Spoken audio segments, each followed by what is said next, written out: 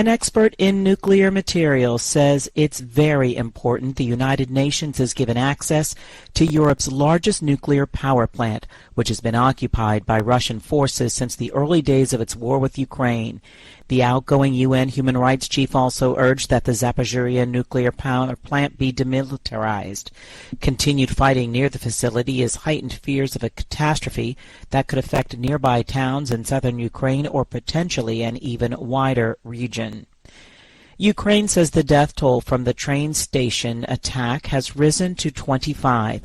AP correspondent Mike Gracia reports. The death toll from Wednesday's Russian rocket attack on a train station in Ukraine is up to 25, including an 11-year-old boy found under the rubble of a house and a 6-year-old killed in a car fire near the station. The deputy head of the Ukrainian presidential office provided the updated casualty figures that includes 31 people injured. Prior to the attack, Ukrainian President Volodymyr Zelensky had warned that Russian provocations and brutal strikes were possible as Ukraine marked both its independence from the Soviet Union in 1991 and 6 months since the Russian invasion. In his nightly address Wednesday, Zelensky said the Russian occupiers will bear responsibility for everything they have done. Elsewhere in the eastern region of Donetsk Wednesday, 3 people were killed and 1 more was wounded. I'm Mike Gracia.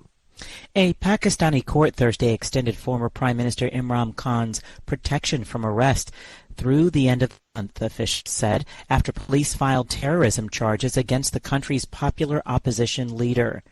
He added the terrorism charges against him were politically motivated. Myanmar Rohingya Muslims protected across refugee camps in neighboring Bangladesh Thursday, the 5th anniversary of clashes between Rohingya insurgents and Myanmar security forces that drove hundreds of thousands of Rohingya from their homes. More than 1 million Rohingya now live in the world's largest refugee settlement in southern Bangladesh, with little prospect of returning to Myanmar, where they are mostly denied citizenship and other rights. French President Emmanuel Macron arrived in Algeria Thursday for a 3-day visit aimed at mending ties with the former French colony, which this year marked 60 years since independence. The school board in the U.S. city of Uvalde, Texas, has voted unanimously to fire the district police chief 3 months after a gunman shot to death 19 children and 2 teachers at an elementary school. AP correspondent Lisa Dwyer reports. The Uvalde School District's embattled police chief has been fired following allegations that he made several critical mistakes during a mass shooting that left 19 students and 2 teachers dead. The district's board of trustees voted to dismiss Chief Pete Arredondo, who has faced criticism since the May 24th massacre at Robb Elementary School in Uvalde, Texas. Officers armed with rifles waited in a school hallway for more than an hour while the gunman carried out the shooting. Arredondo has tried to defend his actions, telling a Texas House committee that he did not consider himself to be the incident commander on the scene. State police, in a damning investigative report in July, had criticized the police chief for failing to take charge of the scene, not breaching the classroom sooner, and wasting time by looking for a key to a likely unlocked door. I'm Lisa Dwyer. U.S. President Joe Biden has announced federal student loan debt relief for families he says need it most. Here's AP Washington correspondent Sagar Magani. The president says he's delivering on a campaign pledge by canceling $10,000 in student debt for millions of Americans earning up to $125,000 and up to $20,000 for those with the greatest need. 95% of the borrowers can benefit from these actions. That's 43 million people. The White House says some 20 million will have their entire debt erased. At the same time, the president says he's extending the pause on loan payments one last time through year's end, saying the combination of payment resumption and targeted relief makes this an economically responsible plan that will help families while not having any meaningful impact on inflation. Sagar Magani, Washington. Recapping our top story, an expert in nuclear materials says it's very important the United Nations has given access to Europe's largest nuclear power plant, the Zaporizhzhia power plant, which has been occupied